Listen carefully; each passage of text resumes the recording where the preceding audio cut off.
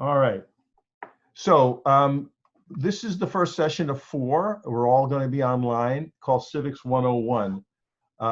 What we're going to do this morning is we're going to introduce ourselves briefly, and I'll just call on you, and you'll basically say your name, what neighborhood you live in, what are your passions and hobbies, and what is your burning issue? What is your burning issue? So I'll put that in the chat. Name, your hood, hobbies, and your burning issue, which means, like, what is the one thing that gets you mad? And you'll have like a minute to do that. So we'll fly through those, and I'll start with a brief PowerPoint presentation of mine. Then we will jump right into what we call the civic buckets, and we'll do small group work around that. The small groups will be created by Zoom. You'll go into the small groups, and I can pop in to see if everybody's okay. After those small groups, we'll have report backs. So in each of the groups, you'll appoint a reporter, and that person will give us a tight 2-minute report back on your deliberations. We'll be using the Jamboards, and I'll put that link into the chat at the right moment. So there will be 6 Jamboards from 1 to 6, and your groups will be numbered 1 to 6. So pay attention to what group you're in when we get to that point. You'll click on the link. You'll see the Jamboards. You'll go to the Jamboard designated for your group, and you'll use that for your insights and information. After that, we'll do a little discussion of that and our survey. So we'll share some results from you. All right, fair enough? We're all good? All right. So I am a civic educator and a public defender. The word public is very important to me, and as we get to know one another, you'll see what I mean by that. I'm not a lawyer, so we're not talking about the courts, but we're talking about the very word public. So I invite you to meditate and stew on that word and how it intersects your life, and your life up to now, and your life every single day. So if it has the word public in front of it, I love it. So what are examples of public? Just shout out or put it in the chat, either way. Public blank. You know, Public school. Public school. Open to everyone. Open to everyone. Yeah. Put it in the chat. Let's get into the habit of just throwing these things into the chat if you can't grab the mic. So public schools. What else? Yeah, public law, belonging to everything. Great. Police and fire departments, public relations. Okay. The library. Yeah, as a young man growing up in Manhattan, I was raised by a single mom. We didn't have a lot of money. I was in the library every week, taking out big stacks of books, bigger than me sometimes. So you get the idea. These things that have the word public in front of them are really what makes a city great and what makes a country great, in my opinion. So I spend a lot of my time trying to talk about that, lift it up, defending it, and trying to get across this notion, public aid, public assistance, right? So public aid, public assistance is the notion that we have a government that can help people. So some people need some help, and it's okay for the government to help. And implicit in that is that you, as a taxpayer, if you're not receiving public help, you're okay with helping others through your taxes. And that's also part of what public means. All right. As Paige mentioned, one of my claims to fame or infamy is the No Games Chicago campaign in 2009, when we derailed the Olympics. And that's a whole story, and maybe we'll touch on that as we go through the class. I started the Civic Lab in 2013 as a physical place. It was a sharing space, a co-working space, like an incubator, dedicated to civic engagement and social justice. It was sort of like a do tank, not a think tank, dedicated to tool making and capacity building for this work around change and justice. And one of the projects that came out of that is the TIFF Illumination Project. I'll put that in the chat as well. I invite you to check it out at tiffreports.com. Um, we have been using data mining, data tech, data visualization, graphic design, and community organizing, popular education, if you will, to explore what these TIFs are, these TIF districts are, and explain them in public meetings. And we've done 170 public meetings all over the city. There isn't a community I haven't gone to and engaged with. All right, that's a little about me. So I'm just going to call on you as I see you in my little Hollywood Squares Zoom makeup. And so just if you need to remind yourself, you can scroll up to the chat where I'm asking you what to talk about. Okay, starting with Anthony. You're on.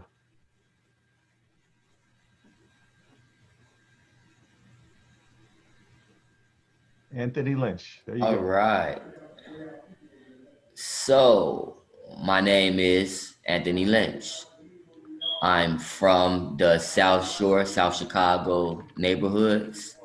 My hobbies are learning metaphysics and gymnastics. A burning issue to me is just oppression. And all types of oppression, especially energy drainers. And yeah, that's it. Cool. Thank you, Anthony. Paige. Oh, you doing me? I am. Okay. Let me scroll up. So, name's Paige Brown. I'm currently in Forest Park. I was raised in Glen Ellen in the far west suburbs. My hobbies are I see stars right now. I don't even get to do nothing else. My hobbies are Anthony, Nolan, Katera, Tom, Nikki, Adrian, etc. But that's a good thing for right now. I do like to do music in my spare time when I have it. So see me in 4 months. My burning issue is, I think it's wealth inequality is starting to be the top. It just seems like if people just had enough money to live, that there would be so many issues that could be solved. So I'd say that wealth disparity and the connections with race and gender and how those determinants really trickle down into greater wealth disparities. Awesome. Thank you, Paige. Nolan. Okay, hi, my name is Nolan, Nolan Barrett. I currently live in Inglewood, but I'm looking to move in the near future. My hobbies include video games, watching anime, reading comic books, and building Gundam. Burning issue I have is breaking down the stereotypes of men. Cool. Thank you. Katera, yeah? Did I say it right? You actually said it almost right, but it's actually Katera. Katera, thank you. You was actually very close. I like it. My name is Katera Harris. My hood is, well, I stay over east. I don't really know too much about Chicago and stuff like that, to be honest, so I can't really go into details. Hobbies, I like to watch anime. I like to game. I like cleaning. I like cooking, and I love listening to music, and I love reading as well. Burning issue that I have, I guess I can say the burning issue that I do have is equality for all people, and what's basically been going on with the pandemic, like in Minnesota, because that's where I'm from. It's been a lot of riots and bad things going on in the world, and that's kind of been the biggest issue that has been going on right now. Cool. Thank you. Yes. Tom Cooper. Hello, my name is Tom Cooper. I am from the South Suburbs, currently residing in Armour Square, the neighborhood that Chinatown is located in. My hobbies include art, specifically drawing and writing, and a recent passion hobby is coding. And my burning issue and the thing that drives me is questioning outdated thinking, especially around the proliferation of deceptive to fraudulent claims regarding medicine. Cool. Wow. There's some great ideas going on here. Nicoletta. Hello, Tom. You can call me Nikki Monaghan. I currently live in Rogers Park. Some of my hobbies include I love video games. I like reading. I love puzzles. And my burning issue is comprehensive universal healthcare. Right. Awesome issue affecting all of us. Thank you. Adrian. Hello, so I'm Adrian Diaz. Currently, I reside in the Bridgeport neighborhood. Also spent some time in Pilsen area. My hobbies include definitely gaming. I don't have a lot of time to do that anymore. I like to read, and I like to write as well. Burning issues, I would say, if I could name a couple, civil liberties, and impoverished neighborhoods, impoverished, neglected areas, bad housing, bad resources, sort of obsessed with how we could live in our current, 2020, and we still have derelict areas in society. Thank you. Thank you. Christelle? Crystal, actually. Crystal, thank you. Crystal. Right. So my name is Crystal Nyawuchi. I am currently living in the Little Italy area, right around near the West Loop. And my hobbies, I am a very versatile person. I can get into anything, and if I like it, I'll stick with it for a while.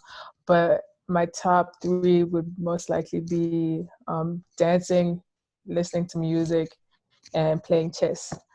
My burning issue right now would be the issues that are going on in Africa. There's currently a genocide in Congo. There's child labor in Congo. Big tech companies are coming and making children work to get the silicon, to get whatever they need to build phones or whatever.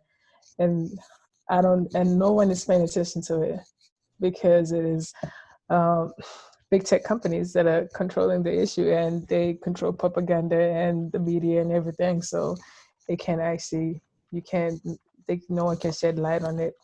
So that is one of the burning issues right now. There's a lot of other issues happening in Africa that people don't pay attention to, but that would be the top one right now. Thank you.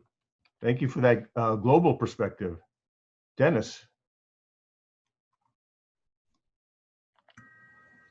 Hi, my name is Dennis Dotson. I live in Rockford. Some hobbies, I like to work out, pretty much work with my hands. A burning issue for me is police brutality. That is probably the most. Right. And sadly in Chicago, there's a lot to look at there. Thank you, Dennis. Tony. Hi, my name is Tony Metters. I am living in Wicker Park. I have a hobby of doing video production and film, and I do also watercolor painting and a little bit of gaming. And my burning issue is that there are way too many ways that companies and small offices can literally cheat the system and scam poor people. Scam people that have like lower income by using their vulnerability against them. And there's plenty of different like companies that call themselves legitimate because our government has not been able to enforce its own laws and having proper registration of IPs and actually cataloging what they're doing. So they're able to like say that they have all these things and they don't have anything, and they're robbing people of their entire accounts. Hmm. So it's pretty bad. Thank you. Javon. Good morning. So my name is Javon Jackson. I currently reside in the Austin neighborhood of Chicago.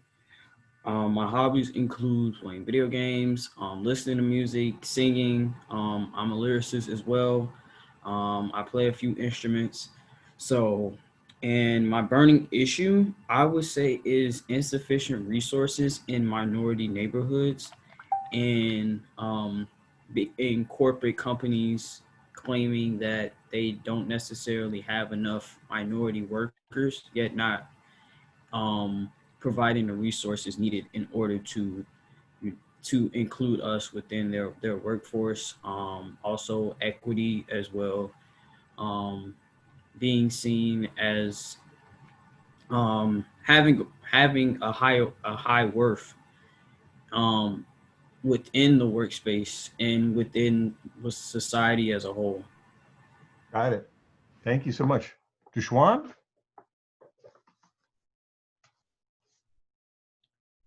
Dushawn? Yes, yes. Can you hear me? Yes.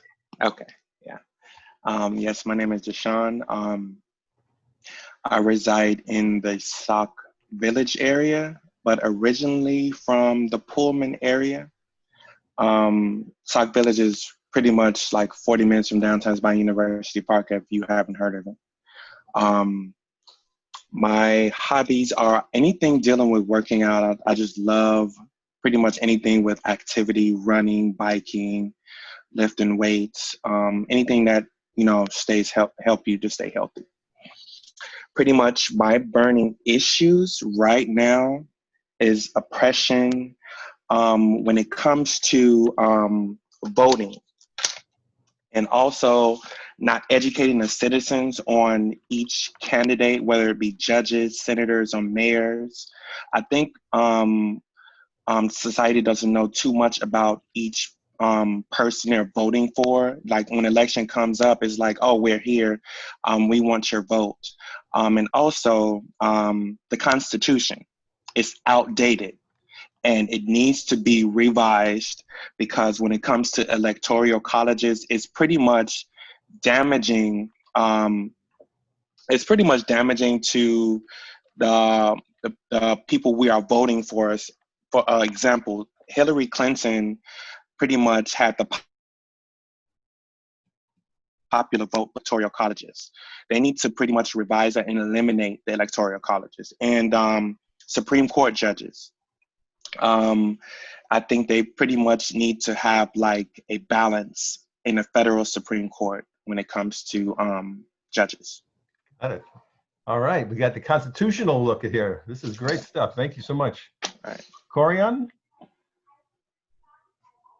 Hi, I'm Corian Lamb. I was born and raised in Rogers Park, specifically like Howard Street. I now reside in Bronzeville. My hobbies include like all mediums of art, whether it be drawing, making music, directing something. Like I just love art. A burning issue I have a problem with these music labels that'll throw like 100,000, 200,000, 300,000 to like a 17, 18, 19-year-old, and their contract just be so terrible and they're stuck in it forever. Like, cause I don't want to say they don't own their masters. They just ended up signing away their masters and publishing. Like I have a huge issue with that. Got it. Exploitation in another manner. Thank you. Diana? Hello, my name is Diana, Diana Daniels. So I currently live in North Shore suburbs.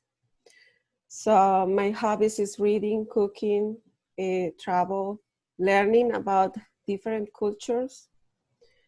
My burning issue is breaking down the stereotypes and equality for all people. Thank you. Christopher. Hi, my name is Christopher Gorcieta. I reside in the Chicago Lawn area. My hobbies are anime, technology, computers, gaming, manga. And as far as my issue, it's a combination of what Adrian spoke about and what Javon spoke about. But I also want to throw in gentrification and how a neighborhood doesn't get the resources it needs until the minority people who live there are pushed out because they can't afford rents or housing anymore, and all the resources are then allocated to that area once the white people come in and kind of take over those neighborhoods. I see it a lot in the Pilsen area where it was predominantly Latinos, and now it's becoming a white neighborhood, and they're slowly, itching their way towards Little Village, which is like the stakeholder where my culture resides in Chicago. Right. Again, Chicago is a sort of a ground zero for that, sadly. Rico. Hey, I'm Rico Adams. I'm from 116th and Sangamon. We call that area Ragtown. My hobbies include, I'm pretty much just a career student. So, I don't know what I like to do. So I want to experience a lot of everything to, try to find it. My burning issues are with authority. Like, who are you to tell me what I can and can't do, and then you turn around and go do it. I really don't like being a 14th Amendment citizen. Like when we were emancipated and not freed, and I don't like that. I don't like being collateral for somebody else, especially to China. I just feel underrepresented, and my voice doesn't really count. Thank you. Sharonda. Hi, I'm Sharonda Booker. I live in the Chatham, Avalon area. I always just say 79th and Cottage Grove. I think a lot of people are familiar with that. My hobbies include, I like yoga. Like, I'm a calm type person. I also enjoy watching reality shows. I'm currently watching 90 Day Fiance. I think I like watching human nature play out or something. One of my burning issues is, like, I'm about to cry, I'm passionate, but I'm listening to everybody else's burning issues, but I always feel like, I feel like African Americans, we were ripped from our culture. Like, we don't know what some of the things that we were taught, like our tradition and our rituals. So I feel like now, like, I just see us as African Americans kind of like lost, wandering around. I wish African Americans as a collective can get on that, like, collective mind frame. I think that was taken away from us or taught away from us during oppression and all of those, years of things. I just wish we could come together and like, not need help. I want to say, I wish we can, like, build up, because we were kings. Some of us were kings and queens and ran tribes and stuff. You know what I'm saying? I would like to see some of those leaders I don't stand up or be born or come out of their shell, or I don't know, maybe I'm one of them. Got it. Yeah, thank you so much, Jessica.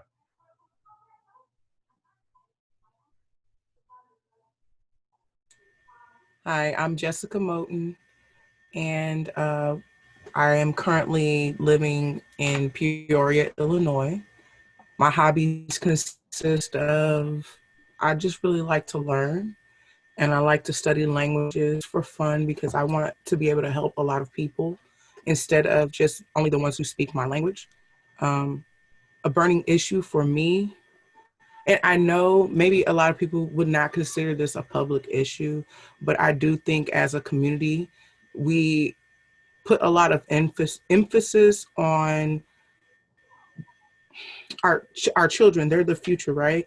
So I feel like a lot of people need to reshift and think about how they're raising children. Because I feel like the way that we raise children actually also affects, it's kind of like that nature versus nurture type deal, where I feel like if we raise them properly, like without abuse, and a lot of people don't consider whooping as abuse, but I do feel like educating others on the psychology behind what a whooping does to a child would, really change a lot of issues in society. So that is one of my burning issues. Thank you. Got it. Is everybody spoken? I think so. Sometimes the tiles rearrange themselves, so I think everybody has spoken. Thank you all so much. I will be referring back to these as we move through the class. So thank you for sharing.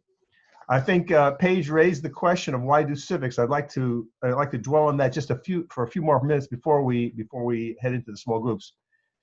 So if people would like to repeat or amplify, why are we doing civics at IC Stars? I think so that we can learn some of the policies that hold us back, and then we can learn the process of changing those policies or challenging them. Okay. And after you've spoken, you can put that into the chat too. We'll save these documents, by the way, as a Word document. And so in our private space, which I'll go over in a minute, you'll be able to see all this. Okay, any other thoughts? Why do civics? I say, oh my bad, Javon, you go ahead. Oops. For me, I feel like civics is a way for us to go beyond the boundaries of what we're told, being able to expand our minds to a different aspect of society, and kind of just deviate ourselves to become better leaders in our communities, and possibly expand that to on a global aspect. Okay, great. And please, after you've made a comment, throw it in the chat. So this is kind of our living document here of our work together. So be chatty. It's good. And also, please, I forgot to mention this at the start. I need everyone to sign in with your name and email address. That's going to be our official class record of attendance. And also, I do send out a HTML formatted newsletter prior to each class. So you'll get you'll be seeing something from Tom at civiclab.us.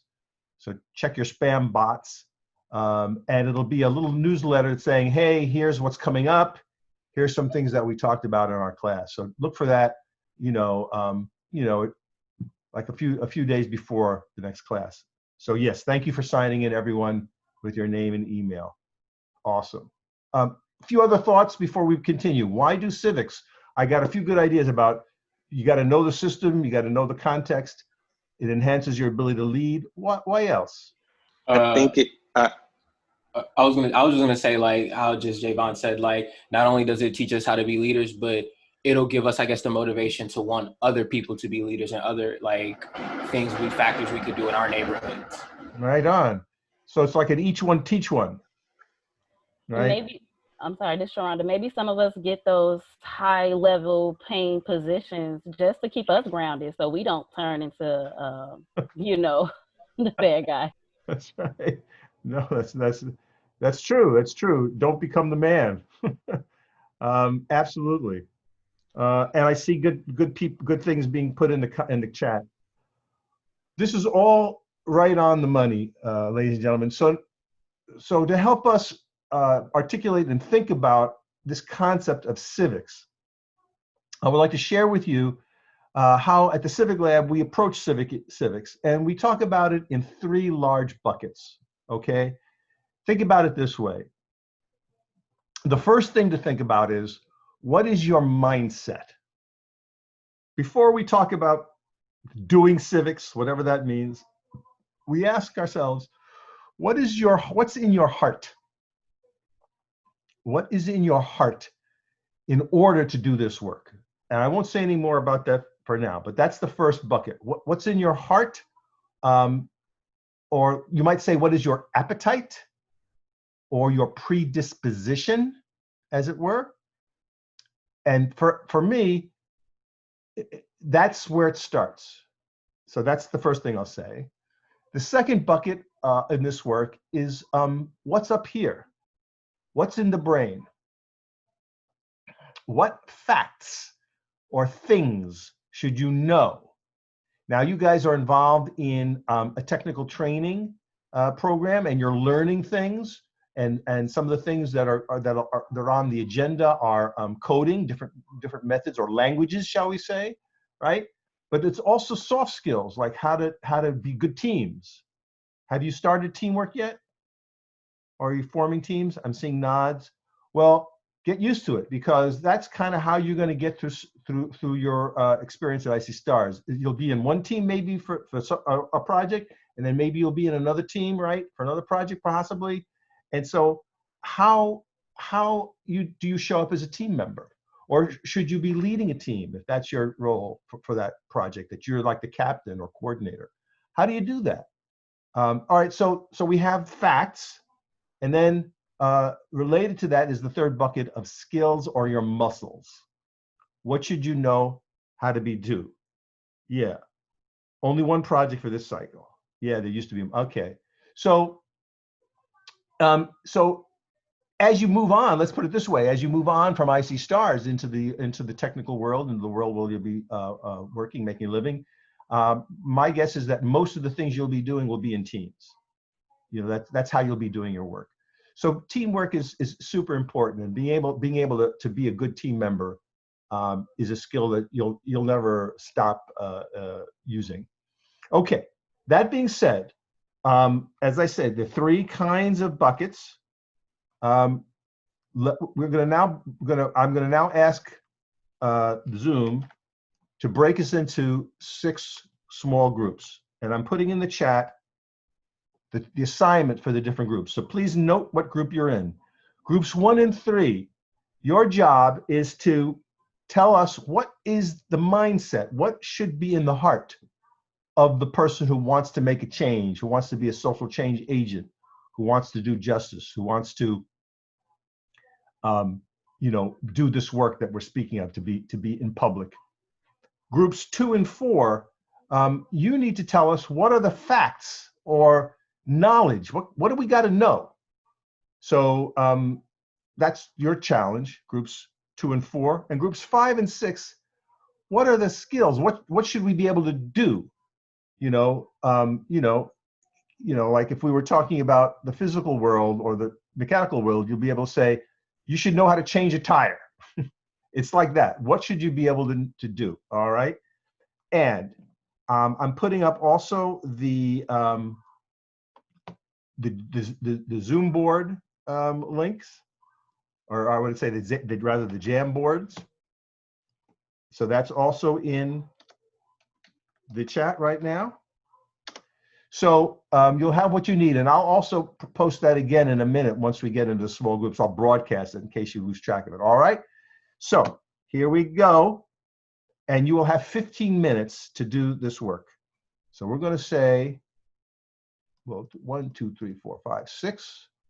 3 participants rooms are being created, and off we go. You're going to see a little pop-up window. I think you've done Zoom groups before. You accept them and off you go. Very good. Thank you so much. 15 minutes.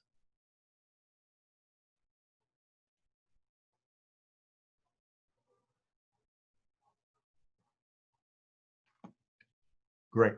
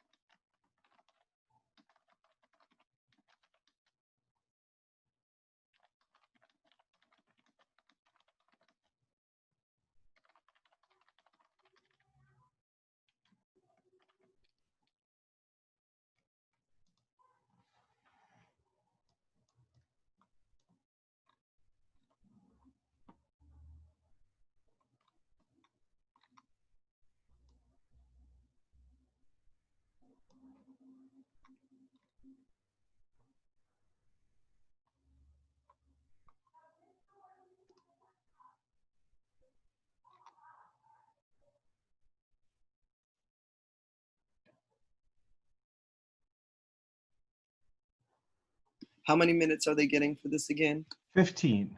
Okay, great. Would you like to, Paige, drop in and check with different groups? Like, should I drop you in each group and leave you for a minute or Sure, two? you can drop me in. Yeah. Okay, I You will want me do to that. go to 2? I'll move you into group 1, and I'll leave you there. I'll leave you in each group for 2 minutes, and then just yank you. Okay, sounds good. All right, there you go.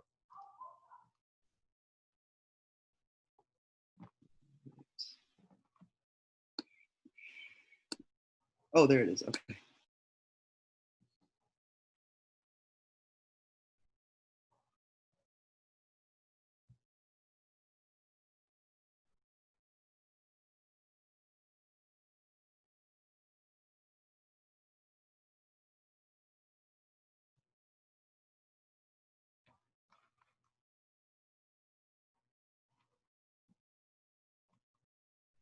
Three screens.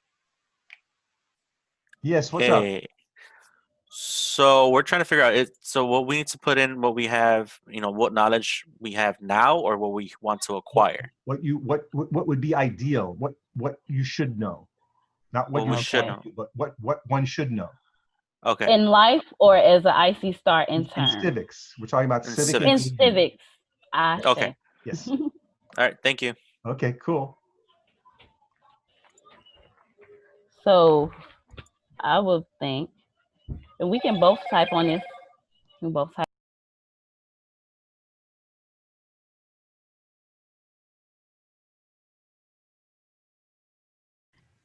Understanding other people's experiences and how they contrast with your own, and sort of learning learning how people interpret or perceive things in society, open to learning and identifying patterns in human tendencies, and how our policies and how we react to them relate to people's human tendencies and natures. Wow. Awesome. That's a great list that we can come back to. The other groups, group 3, in the same vein. What did you come up with? Okay, so we were actually going into what makes a very good civics person, what they have to have inside of them in order to propose the actual things that that burn them up, that get them on their issue and keep them going. We mapped out that the rich experiences that a person has that they've learned from, or the openness in order to read and understand the experiences that they have been given by the other their client or the person that they're dealing with. May also be mixed in with the idea that they can be fluid and have the intuition to react in the best interest of the people that they're working with, and have accountability for their own actions, saying that they stand by their work, stand by their efforts, and have some kind of pride in their own actions, and therefore they shape and form the mechanism that shapes their ideals and shapes their work. So that's where we came up with the building blocks of the civics leader. Cool. Thank you. I heard a lot of great words. What about generosity? Did that come up in groups 1 and 3? It didn't in our group 3. It did. Oh, Okay. I'm sorry. Did not. Did not. Group 3. Okay. Same for group 1. We actually didn't, we weren't discussing generosity. Okay, I would just make a motion to place that quality into your thoughts, that that you have to be able to be generous.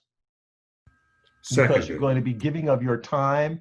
You're going to be I'll say even sacrificing. So being able to put yourself above others above yourself. Would you guys accept that as a trait? Yeah. Yes. Giving, I would also say giving your time, your money, and just pretty much listening. I have a being generous. I apologize. I have a question. Yes. If is it the generosity has to come first or second? Is it that we find out that there's something that we would like to do that would force us to be generous, or do we have to have a generous spirit in order to just actually be able to come to that conclusion? Yeah, that's a good philosophical question. I would have to say, somehow you have to be generous. You may not even know you're generous. You may think you're a selfish person. You may have been, that's how you may operate. But something happens in life that causes you to want to help something, and you may not even be able to say it, speak it, like, oh, I just became a generous person. But I think a lot of people have that spirit in them to help others before themselves, or to even sacrifice on behalf of others without actually being able to put it into words. But I would have to say that is one of the essential elements of this work, from our point of view. And then right next to that, and I think you didn't say it, but empathy. If we had a time to unpack that word empathy, which was mentioned, I think it's very close to what I'm speaking of. In other words, for you to be able to understand the feelings of others, you have to be a little humble yourself, right? You have to be able to say, look, okay, you're not me, but I'm still going to love on you. I'm still going to try to understand you. I'm still going to try to get in your mindset. And I want to do that. It's a good thing for me to try to understand where you are. And for a lot of our leaders, they're not in that space, right? They're not empathetic. They don't give a crap about what's on your mind or what pains you or where you came from or anything about you. They just want to use you up. That is not what we're talking about. And I think you guys hit on that, I think, pretty clearly. Okay, sweet. Let's go on to group 2. Group 2, what knowledge, facts? Talk to me about that. Group 2 was Christopher and me. We said how money is reinvested into our community. So I was saying we should know like some of the business owners, we should know some of the community leaders, we should know how people think. People should know how the local government works so they can reach out and get support. Those are some of the things we had. How local government works. Can you say a little bit more about that? So I've actually, in my community, when I've gone to businesses, I've had people who have had issue with like, an intersection or, works on the street that, that are damaging cars on the way in and out. And I've asked the people there, they're like, why don't you reach out to the community, to your local alderman? And a lot of people there say, I don't even know who my alderman is. I don't even know his name, his or her name. So how am I going to reach out to them and get support? So it's one of those things where if they don't know who the local leaders are, if they don't know how the system works, they can't work within the system to benefit themselves. If they just try to do it themselves and work outside of the system, nothing will ever get done properly. Oh, brother, we could stop there and spend the rest of the afternoon talking about what you just said, how the system works, right? That includes the context. So you're talking about the potholes, like where the potholes are, but it also means like, well, what is my neighborhood? Like, how big is it? What's in the neighborhood? Is it what I'm saying? The schools. So you're talking about the condition. If you're talking about the conditions of the neighborhood, which is what I'm taking from when you're saying, oh, look, there's potholes that need fixing, but there may be a bunch of other stuff that needs fixing and attending to, right? Yeah. Well, how are you going to know that if you don't open your eyes or walk around or be in relationship with your neighbors? So say you don't have children in the school, but you talk to somebody from the PTA or whatever, and they go, the lunches at our elementary school suck because the kid, it's not good. You'd never know that, right? Unless you ask. So these are some of the things that you have to know about your community, which I think you hit on. Okay, group 4, what do you got to say about facts and knowledge? So for us, believe that there's a lot of history that hasn't necessarily been tapped into that can provide that public assistance for a lot of people. This hidden history can probably could actually be a powerful influences for different cultures, And for this, we need to, you know, work with our education systems, or, you know, create a, you know, work individually on our own to tap into this history, because this history can be used, as I mentioned, to be a powerful influence, not just for different communities, but possibly the world. So we have to understand that, you know, with the history that we might not know, we're hiding what's being hidden is a lot of untapped potential. You know, for different communities, for you know, future generations. So we definitely need to be able to come together as different communities, whether it should be, and, you know, dig deeper into what history is, because a lot of history is skewed within our school systems. They don't teach you a lot of things. They change words. They change words within history and rewrite history to make it seem like certain things didn't occur when things actually did. So we have to be able to put history back together and dig deeper into dig deeper into what histories that we might not know. Whoa, that's deep. Hidden history. So that says you have to know about the education system.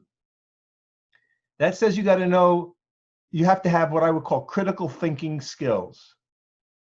You have to be able to be a critical thinker, which is like a thing that you do. Like you can go to the gym to build your muscles of your upper arms. Like who was big on going to the gym? I forget. Was it somebody? It was Deshwan. Yeah, he was saying like he loves to go to the gym and work on his different. Like, so one day he might be doing something for the upper body. The other day, next day he might be doing something for his wind or something.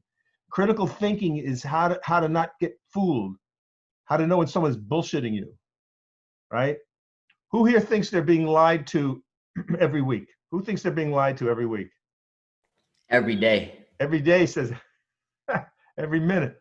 So and it comes at us from all points of view, right? So we're on the internet all the time. A lot of the stuff we see on the net is bogus, right? You got to know who is sending you a message. Don't take everything for granted. And I'm talking about even when you see celebrities and superstars trying to sell you sneakers and booze. Take it with a grain of salt of where the message is coming from, because people are trying to get you to do something, right? And they may not be upfront with you about that, what they're trying to get you to do. So having critical thinking skills is awesome. And this idea of interrogating your educational system is exactly part of that. Very, very sweet. All right, group number 5, your skills. So now it's a little different now. We're not talking about necessarily facts. Now, what should you be able to do? Group 5, what do you got? So group 5, comprised of Crystal and Anthony and myself, came up with writing skills, critical thinking skills, right, communication skills in general, negotiation skills. Oh, nice. Dedication, persuasion, determination, leadership, and having the skill of being personable. Oh, personable. And I just wanted to throw in there for our team organization skills. Say that again. Organization skills. Great. So organizing. Organizing skills. Yeah. I teach a class on community organizing 101. Community organizing is an often abused word, but it is an art and a science. And there are skill sets that we look to from our good and effective organizers. And you're right about that. To be someone to persuade, to be someone to be able to lead a group of people towards a goal, that is a definite skill set. And also one of the things that, well, we'll see what the next group says before I speak anymore. That's a great list. Anything else that you want to add to that, group 5? We're good? No, I think we're good. Okay, super. All right. Last but not least, group 6. Okay. So group 6, we were talking about the skills that you would need, and some of the things that we listed. We said you have to know how to say things, so saying the right things at the right time. The ability to bring in supporters of the cause, the ability to strategize, bringing in investors, defending yourself, and your stance. We didn't add that, but I just threw that in because it was an afterthought.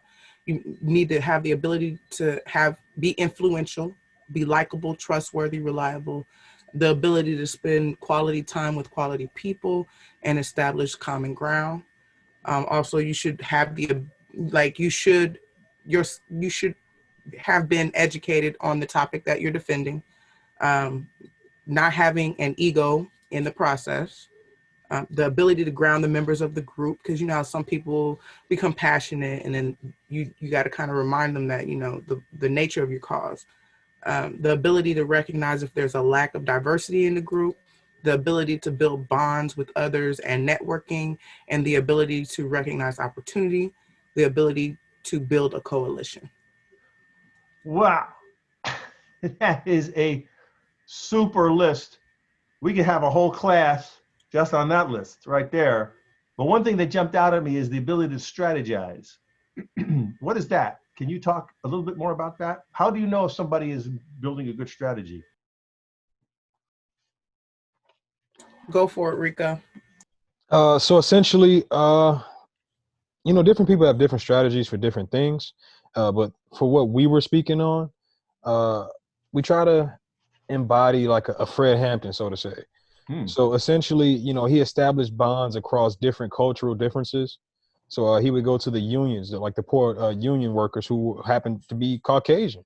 You know, who would have thought that, you know, Caucasians were aligned with the Black Panthers?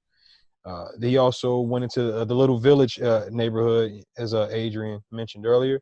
You know, he established bonds with, you know, the Latin King group for that area. And just he kept it going. You know, it pretty much, and he didn't have to win over the, you know, the whole room. He was able to establish common ground with key players, so that he didn't, you know, he didn't have to talk to everybody. He talked to the person who would talk to everybody. So looking at that, Fred Hampton's activities, would you say he was creative? Very. Daring? The man was younger than probably everyone in here. And daring? Daring. And he changed the world. Well, I want to say the world. America. Yeah. Definitely changed America. Daring and very keen in his perception of like you said, his people skills and his ability to communicate. He was a very powerful speaker, was he not? Very, very charismatic. Right. So these are some of the aspects of leadership that we're looking for, and to be a good change maker. I think I also heard having the background and doing your homework, doing your deep research.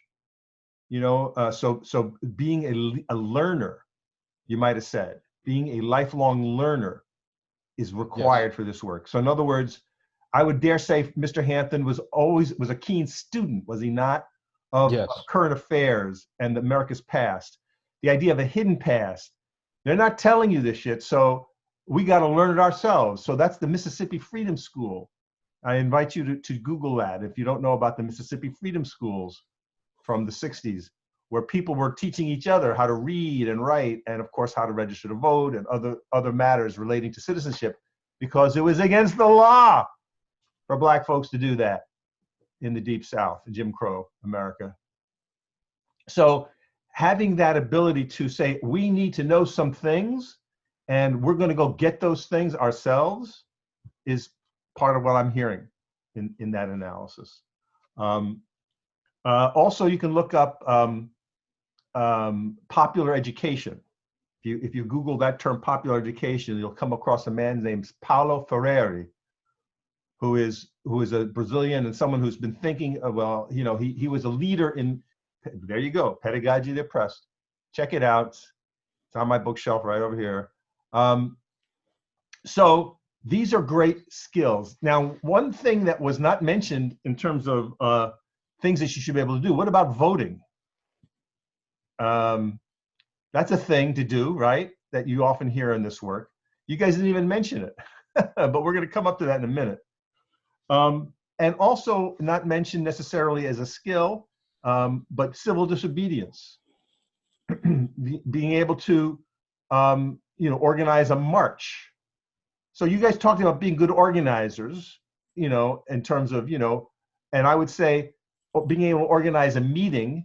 So like we're having a meeting now, right, that I organized, but, there'll be many opportunities for you as change makers to have a meeting that it's your agenda. So how do you make a good meeting happen? What if someone comes in and wants to blow up your meeting, and is very divisive or asks a lot of questions? Can you handle conflict inside of a meeting? These are skills.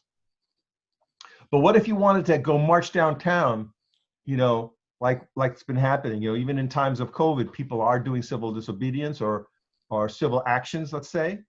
That's a thing to know how to do. And then lastly, running for office and running campaigns. So I ran for Cook County Board President in 2010.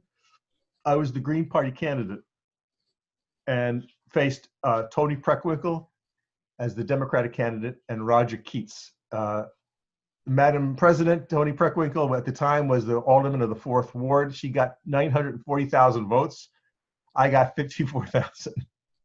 But I only spent $10,000, so I guess I made a dent. But running for office or helping someone for run is a huge set of skills in this place. Okay. All right, so let's open the floor to just general comments now. You heard a lot of skill sets, a lot of attributes. Do any jump out at you as sort of being on like the top 3 or 4 things, from any bucket? Anyone want to jump in and put to the chat, a few things that from all this list from your colleagues, what really jumps out at you as being critical? To me, I'm looking at the voting, and I do vote, but I don't believe in the system. It's crazy. I'm like just going along with, because my ancestors fought for us to vote, I'm going to put in my vote. But does it really actually, or is it going to, because I think about the political system in my head, the political system. And to me, it's like just how things go. So is it ever going to, I guess, go right? So if voting is not up there, what is up there for you as like from all the things that we mentioned here that are really important to work on or to achieve? Coming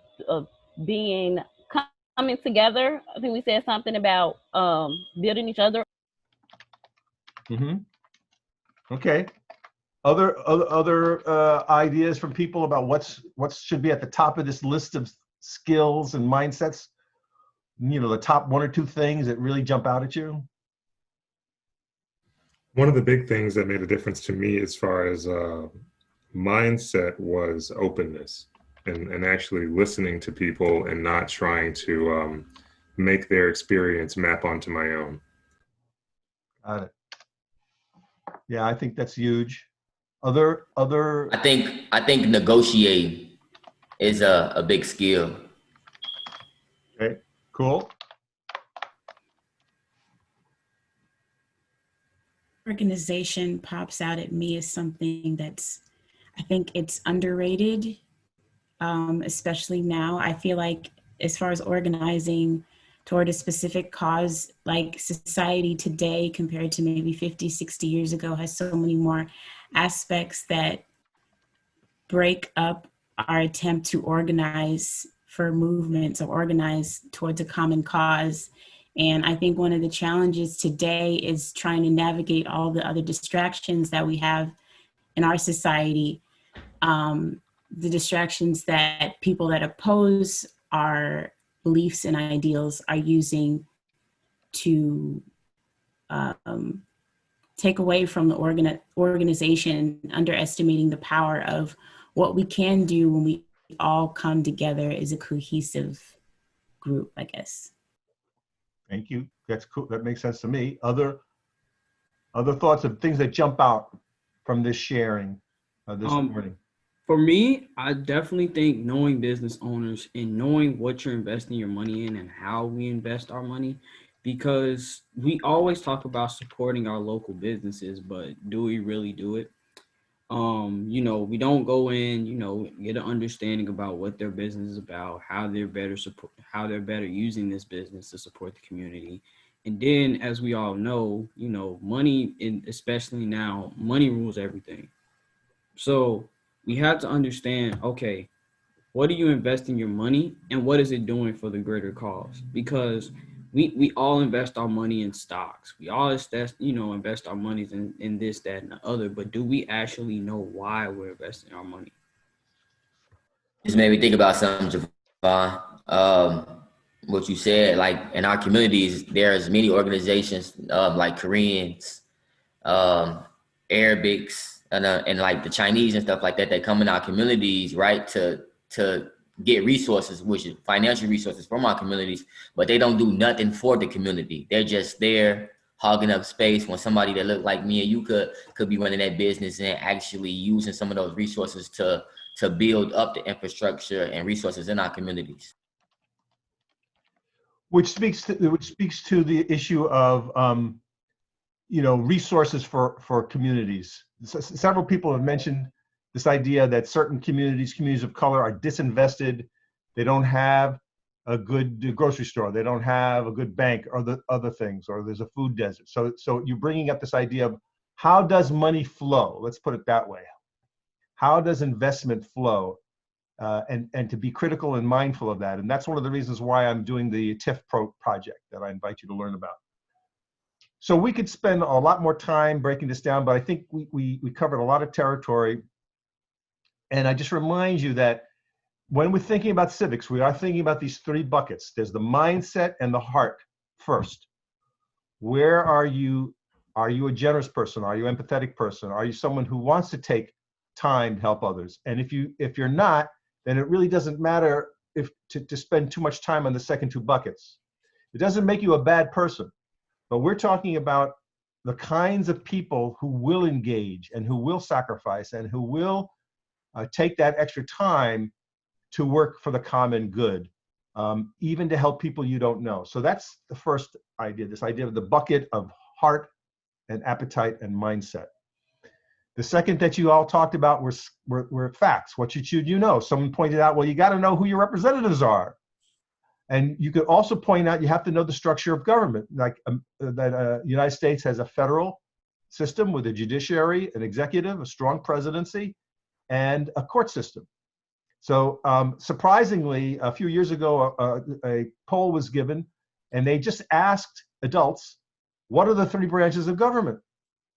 Only 42% of Americans knew the answer. But then the same poll asked, can you name three of the Three Stooges? Put a name of a stooge in chat if you know one of the Three Stooges. Go ahead. I bet you everybody in here knows. There you go. The chat is blowing up with stooges. There you go, Mo. 72%, ladies and gentlemen, knew the answer to the Three Stooges. That's not okay. We're not going to be able to have a democracy if that's the norm. So you can see we have a long way to go in America, and I'm sure if we repeated that exercise today, it would be worse. Okay. So the groups that were thinking about what you should know, you get my urgency here. So you were hitting on a lot of things that we should know, the average person should know, in order to be a powerful citizen. Someone's saying, who is Shemp? Oh my God. The third bucket was the things that you should be able to know how to do. I'm embarrassed to tell you that I cannot change the tire of my car. And that's not okay. That's really not really great. But I can read a map. I can balance a checkbook. I can put a flyer together. I can organize a meeting. I can build a class. These are some of the things I can do. And you guys were talking about some of the civic skills, and critical thinking was one that was in sort of both camps. The idea that it's in the mind, but also it's a skill that you can build up. And I really, really love that one. And I used to teach a class on critical thinking called Who's Lying to You Now? Introduction to Critical Thinking and Media Literacy. So ladies and gentlemen, these are some of the 3 buckets that we're going to return to. It's backgrounds, everything that we're going to be talking about in the rest of our 3 classes. Now, we have another half hour to go.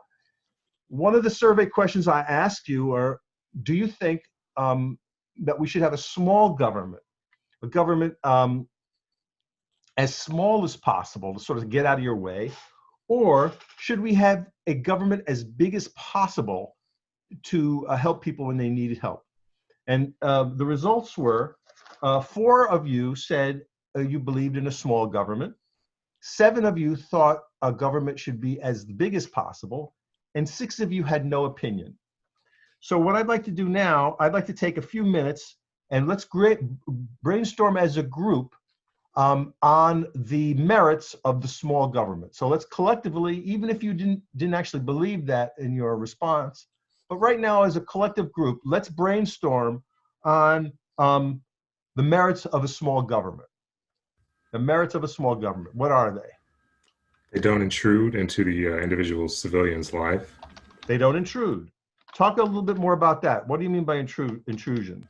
They don't demand so much from the individual. In a more individualistic sort of situation, each person is sort of responsible for their own lot and aren't burdened by the taxes and responsibilities that a large government would ask them to help others. Got it? That's well stated. Other merits or features or of a small government? Fosters entrepreneurship. Okay.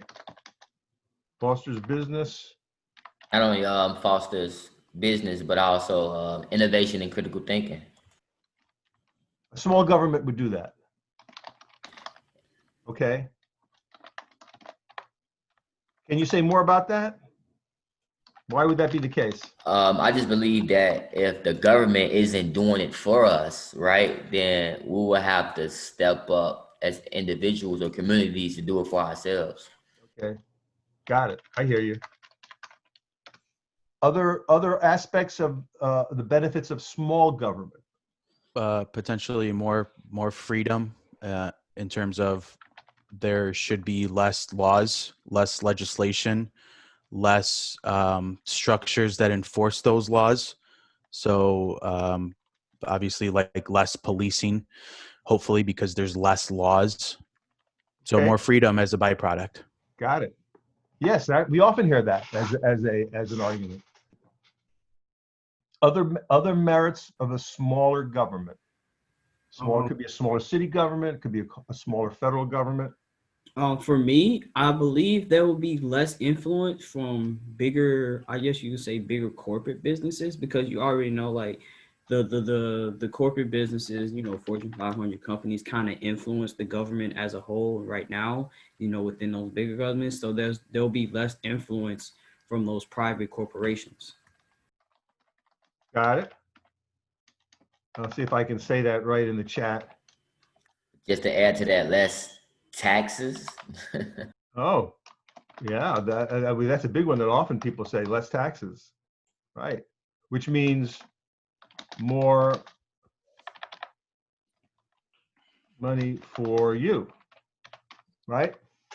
Hopefully, if I could, Sure. less potential oppression worldwide with a smaller military. There's less spending on that. So less forces, less death, less colonization, you know, being in other people's business, other countries' business. Colonization. Excellent. Any other arguments in favor of small government? That's a good list. Okay, sweet. Now let's switch our hats, switch our perspectives, and let's argue now for a big government, a government that is larger and does more things. Oh, I'm sorry, Tom. Go ahead. I just wanted to clarify on that question. The wording was as a government as large as needed, right? Not as large as possible, or was, because to me,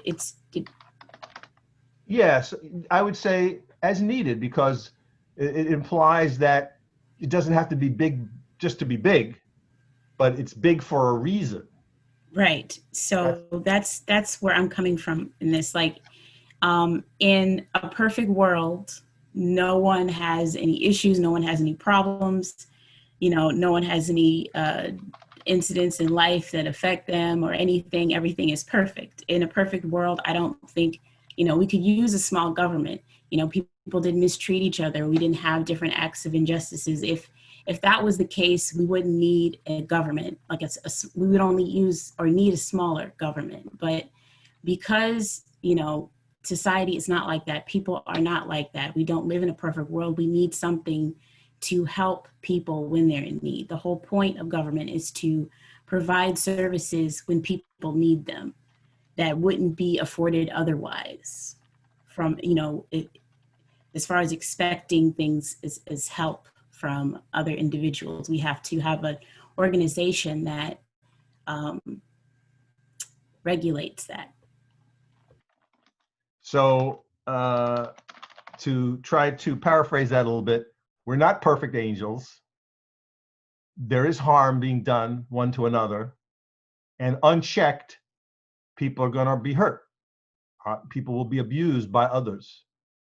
And there needs to be some system, whether you call it laws, regulation, or something, that says you just can't do any old damn thing you want to anybody you want, anytime you want to do it. Farah? Okay. Yes. And that includes human desires and corporate greed. So I'm sorry. I would say what I'm saying, I'm expanding that argument. So if human beings need to be checked, would corporations also need to be checked, because they're made of human beings? So if you don't check human beings who might be selfish or cruel or abusive, might you also say large corporations can also be abusive and cruel and would also need to be checked, because they're made of human beings? A lot of them are selfish, rude, and cruel. Just to kind of go back to what Crystal said about what's going on with these big tech companies over there in Africa.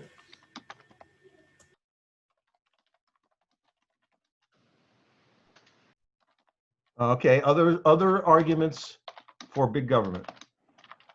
To have everyone in the government be represented without any gaps, because one group of people are getting all of the resources from our tax revenue and another people are not.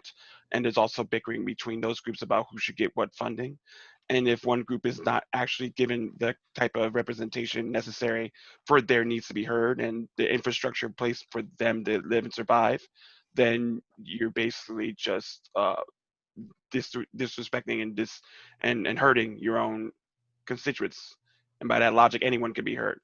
So it's to help everyone to meet the charge of being a citizen with all their rights equally met. Yeah, what I'm hearing there is we have a large and complex society, multifaceted, multiracial, multi-different kinds of people. We're not all the same kind of people. So having a small government might mean there's only a few people, in charge, and they all might look like me, for example. So having enough diversity in our government, whether they're representatives, that people we vote for, or people who are working behind the desks at City Hall, that would be a good thing. Diversity. Tom, I just got a question, not to be combative or nothing like that, but don't we have a big country, a big government now, and most of the people there looks like you? We do, and I'm not going to defend that. There's about 125,000 local elected offices, like city councilmen, library board members, that kind of thing. And, there's about 64% of them are men, and, 50, 60% of them are over 55. Yeah, our elected officials do not look like the people of America. But we can have a side conversation on whose fault is that. So you could say, well, who am I to run for office? It's like, how does one run for office? And again, as I said, that's a civic skill. that I do believe in, and I do teach people how to run for office. So I could say, you know, that the system is kind of stacked the deck against people of color or women or people who are not from, quote, the mainstream, against them running for office. But you're seeing it more and more. So there are now ways and tools and means for people who are not typically candidates becoming candidates and being successful and winning local and high office.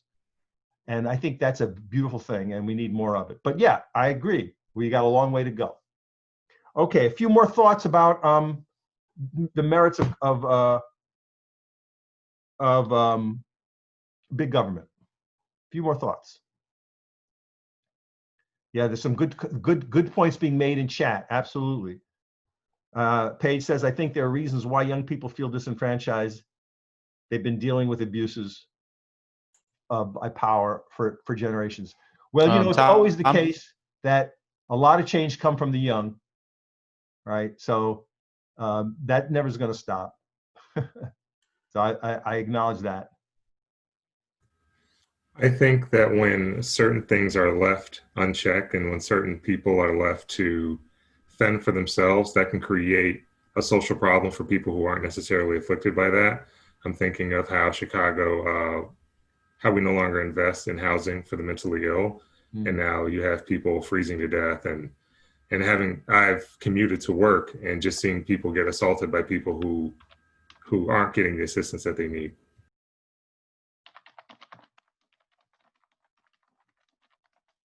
I'm hearing. Yeah, just what you said, Paige, in the chat, right? Like there's more policemen in our neighborhoods, but the crime rate is the highest. It just doesn't make sense.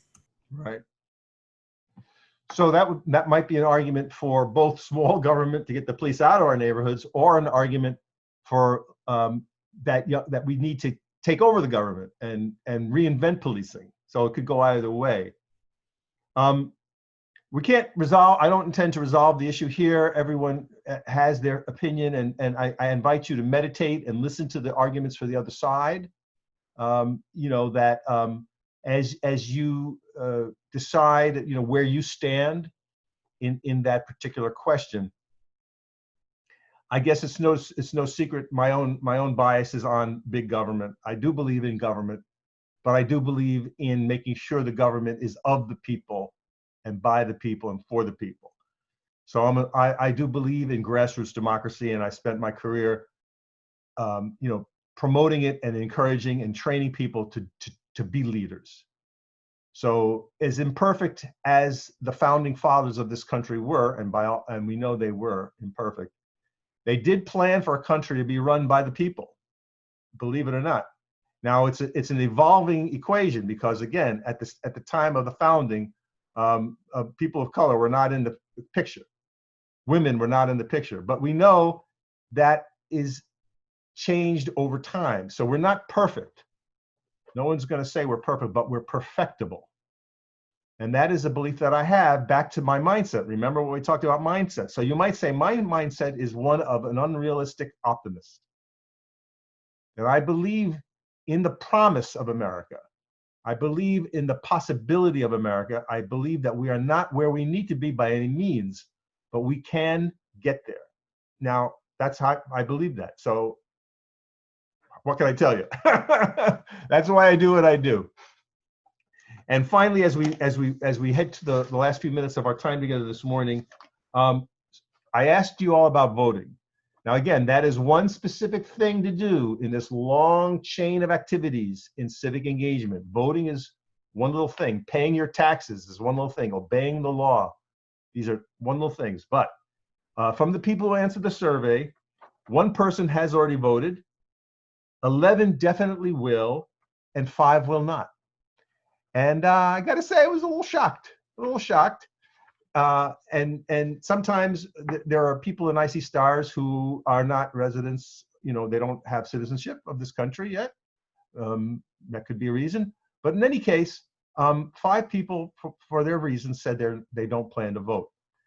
I hope to persuade those people who can vote to vote. Not voting is voting. how do you persuade someone to vote when they have had no choice in any of the candidates? Like they don't like any of the candidates. They see bush, they see BS from both sides. How do you persuade a person like that? I wanted to say though, like I seen somebody like they had a political stance, and he's probably like around the same age as me, and he said who he was voting for, and people just bashed him for saying who he was voting for. I'm like, how the hell are you gonna get mad because he said who he's voting for? Yeah. Like that's just backwards to me. Yeah. Somebody Right. got to be the president, Anthony. Somebody has to be the president. I understand. Like, No, I get that, Sharonda. I hear you. I mean, in this civic world, we often hear you hold your nose and vote for the worst of two evils. And some people, they don't want to do that. You know, they cannot fathom that or comprehend that. However, the reality is not voting is a vote. So that's just the truth. And so I would encourage everyone to look at the candidates at whatever race it is, whether it's the presidency, which of course is a big race coming up, or even for local school board, you know, or your local alderman. And I would say even pay more attention actually to your local elections, because all politics is local. You live in a place where there's zoning laws, where there are police, you know what I'm saying, where there's a library or a shitty library. And those things are controlled by your local officials, not the president. The presidents can come and go. That won't affect necessarily the quality of your school or the quality of your park. Maybe in the long run it might. So I do encourage everyone to pay attention to these local races and to know who your alderman is and to have an opinion. Oh yeah, my alderman is Pat Smith. He's fantastic, you know. Or no, my alderman is Pat Smith. He's a total boob. Doesn't listen to anybody. So you got to do a little research. But again, that's Tom on his editorial soapbox. But that's part of why I'm here. I can only encourage you to do that. And that elections do matter. I will say that. All right, folks, let's just open the floor to general thoughts and comments about anything we've talked about in our time this morning before we wrap up. I have a question. Go ahead. Seeing the state of what's been recently going on all over the news and how certain activists have gotten certain special treatment, I would say, as in quotes, what type of treatment or hostility have you seen?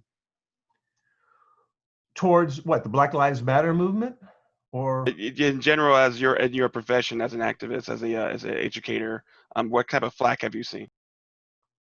I see a lot of love out there, actually. I mean, I see a lot of love for the young people protesting, calling truth to power, risking themselves when they go out and march, even though they're outside.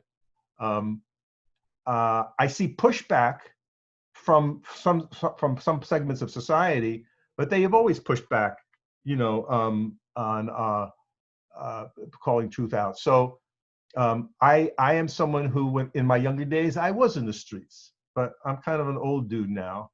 So personally, I give all respect to the young activists who are working on different issues and are either in the street or online, educating, writing, pointing things out. So, Tom, can I ask you what happened in your life that just sparked you on this path? Like, hey, you know what? I gotta go educate people, man. I gotta bring people into the light. Wow, what a great question. I don't know. I mean, my mother was a school teacher and a member of her union, but she wasn't particularly political and didn't take me to any meetings or anything. My father, who was absent because my mom and dad divorced when I was 2, he was a comedian. He was a professional entertainer, not involved in politics at all. I guess I could say I hate bullies. I guess I was bullied a little as a kid, not terribly, but I was bullied a little bit. And I just don't like people picking on people, right? You know, and lording it over them with their power. And I guess I'm also an idealist in that I do actually believe the shit I just said. I do believe that we can run our country. the people that I've met in my work who are just like you are perfectly capable of being a mayor or being an alderman or being a general or being a business owner. I mean, that's what you're in IC Stars for. You're all going to be generals at some point, as it were. You're all going to be leaders in your communities. And I think that's great. I mean, I think that's what makes this country operate. That's what makes us great. So that's what drives me. But honestly, I don't know. More than that. I don't know if that's helpful. Thanks for taking it back to the self-empowerment. What really counts is about that we put ourselves in those rooms to be able to make decisions. That's right. That's right. I believe that to be true.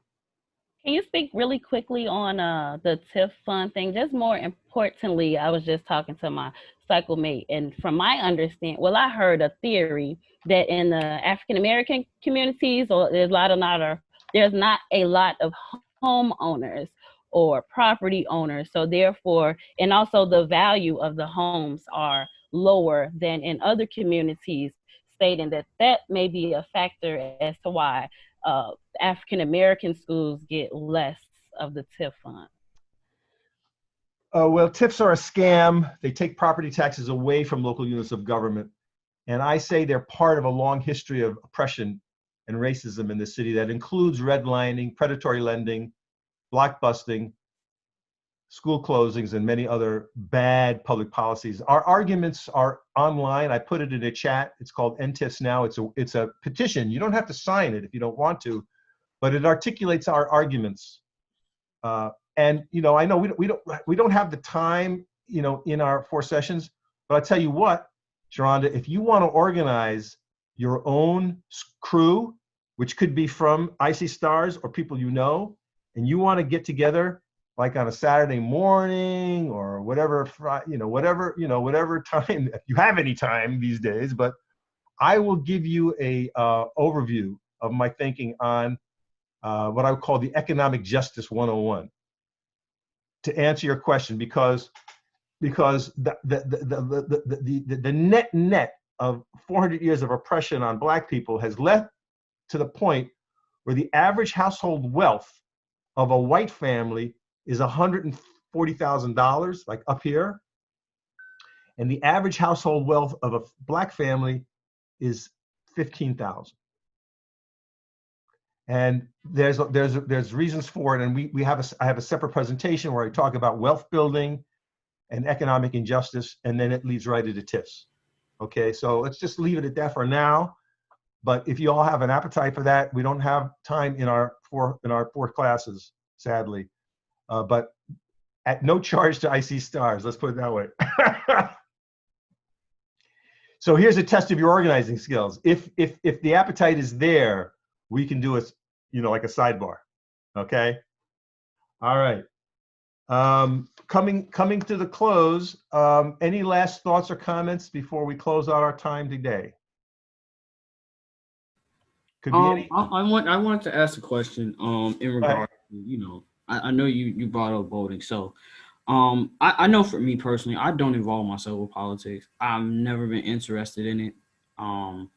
So for those, that don't necessarily want to know, like, even if they, because I feel like that's another thing. People fear voting because they don't know what politics is.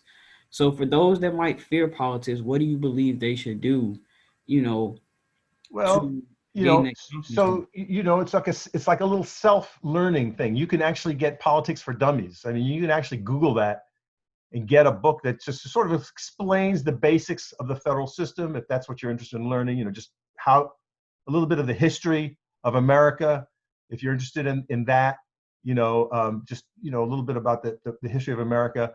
I'm reading right now the biography of Frederick Douglass, called Frederick Douglass, Prophet of Democracy. Now, how about that? Why don't you read that book, or read any biography of Frederick Douglass? Now, there's a guy who was born a slave, taught himself to read, and became the most well-known man in America, one of the most well-known men in the world in the 1850s to the 1890s. He probably gave 5,000 speeches in his life. Now, he's a man who believed in politics. He made politics, but he was also a movement builder. So he wasn't like he was just, you know, going to campaign for, but he did campaign. But I would say he spent his life as about building a movement and educating not just black people, but white people, more than black people, really, about what was going on in America. So he was an educator, an activist, an organizer, and he was the president of a black-owned bank. Bet you didn't know that. So the thing about that, Javon, is like, well, if you are interested in business, business is regulated by government. Government sets tax policy. Government makes loans possible. Governments allow corruption to happen, or governments crack down on corruption. So even if you're a free market person and believes that everyone should just compete on their own, you can't do that without a government. You can't have commerce without roads, right? You can't have commerce without courts. So I would say even to people who are totally believe in the free markets, you can't get away from government. So you know, there's a few avenues there. Frederick Douglass was a primary influence on Abraham Lincoln. Yes, he was, and he actually went to the White House and went to his inauguration and it was an honored guest. Absolutely. So that's about it we have for this first session. Let's give it a temperature check. Thumbs up, thumbs down. I'm not sure. Thumbs up, thumbs down. So Anthony's going, I'm not sure. Okay, fair enough. A lot of thumbs up. Well, we'll try to do better next time. For our second class, we'll use the same Zoom link. We need you to print out this document. I'm going to put it in the chat right now. So you can grab this link and print it out. It's going to print out a little document that is what we call the life cycle of the activist. And you should print it out and have it with you for our next class. And we're going to talk about the life cycle of the activists. We'll have some storytelling and some special guests. And we're coming up on the close of our time together. Anybody want to send us home with a thought or a closing comment? You have no say-so and injustices, politics, or any of the above if you're not involved. All right. Show up. That's what I'm taking from that. Okay, my good colleagues from Cycle 47, thank you for showing up for IC Stars and for this class. We'll see you next week. I believe it's next Thursday is our time together at, yes, at 9:30, same Zoom link. All right, everyone have a great week and stay safe and stay strong.